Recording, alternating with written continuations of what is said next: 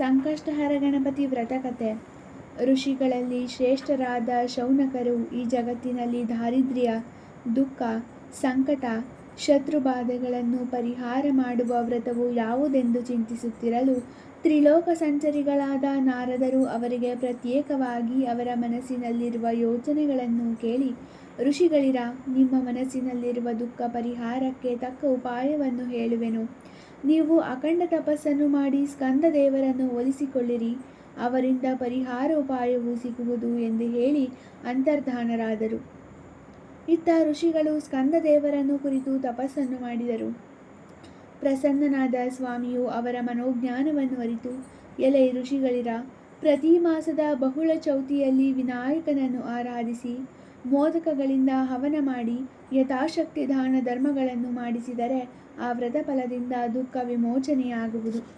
ಈ ವ್ರತವನ್ನು ಶ್ರೀಕೃಷ್ಣನು ರಾಜ್ಯಭ್ರಷ್ಟರಾಗಿ ಶತ್ರುಗಳ ಕಿರುಕುಳದಿಂದ ನೊಂದಿರುವ ಧರ್ಮನಂದನನ್ನು ಕುರಿತು, ನೀನು ಅರಣ್ಯವಾಸ ತೀರುವವರೆಗೂ ಚೌತಿ ಗಣಪತಿ ವ್ರತವನ್ನು ಮಾಡುವವನಾಗು, ಇದರಿಂದ ಮುಂದೆ ಕ್ಷಮೆಯಾಗುವುದೆಂದು ವ್ರತ ವಿಧಾನವನ್ನು ತಿಳಿಸಿ ದ್ಯಾಮರ ಮೂಲಕ ವ್ರತ ಮಾಡಿಸಿದನು.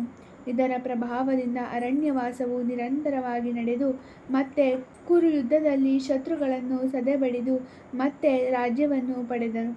ಈ ವ್ರತವನ್ನು ಹಿಮವಂತೆಯನಿಗೆ ಮಗಳಾಗಿ ಜನಿಸಿದ ಪಾರ್ವತಿಯು ಶಿವನನ್ನು ಪತಿಯನ್ನಾಗಿ ಪಡೆಯಲು ಶಿವಪೂಜೆ ಅನಿತರಳಾಗಿದ್ದ ನಾರದರನ್ನು ಪ್ರತ್ಯಕ್ಷವಾಗಿ ಪಾರ್ವತಿಯು ಮನೋಜ್ಞಾನವನ್ನು ಕೇಳಿ ತಿಳಿದು, ನಿನ್ನ ಇಚ್ಛೆ ಪೂರೈಸಬೇಕಾದರೆ ಮೊದಲು ನೀನು ಚೌತಿ ಗಣಪತಿಯನ್ನು ಆರಾಧಿಸು ಎಂದು ವಿವೇಕ ಹೇಳಿದರು.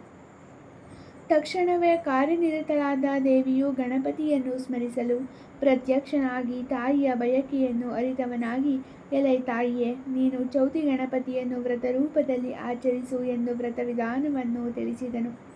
ದೇವಿಯು ವ್ರತವನ್ನು ಭಕ್ತಿಯಿಂದ ಅನೇಕ ಕಾಲ ಮಾಡಲು ಗಣಪತಿಯ ಅನುಗ್ರಹದಿಂದ ಶಿವನು ಪ್ರತ್ಯಕ್ಷನಾಗಿ ಪಾರ್ವತಿಯನ್ನು ವಿವಾಹವಾದನು. ಆದ್ದರಿಂದ ಎಲೆ ಋಷಿಗಳಿರ, ನೀವು ಈ ಪೂಜೆಯನ್ನು ಲೋಕಕ್ಕೆ ಪ್ರಚಾರ ಮಾಡಿರಿ. ಯಾರು ಈ ಪೂಜೆ ಮಾಡುತ್ತಾರೋ ಅಥವಾ ಈ ಕಥೆ ಕೇಳುತ್ತಾರೋ ಅವರೆಲ್ಲರಿಗೂ ಗಣಪತಿಯು ಅನುಗ್ರಹದಿಂದ ಆಯುರಾರೋಗ್ಯ ಉಂಟಾಗುವುದು ಎಂದು ಸ್ಕಂದ ಮತ್ತು ಋಷಿಗಳ ಸಂವಾದ ರೂಪದ ಸಂಕಷ್ಟಹರ ಗಣಪತಿ ವ್ರತ ಕಥೆ ಮುಗಿದಿದ್ದು.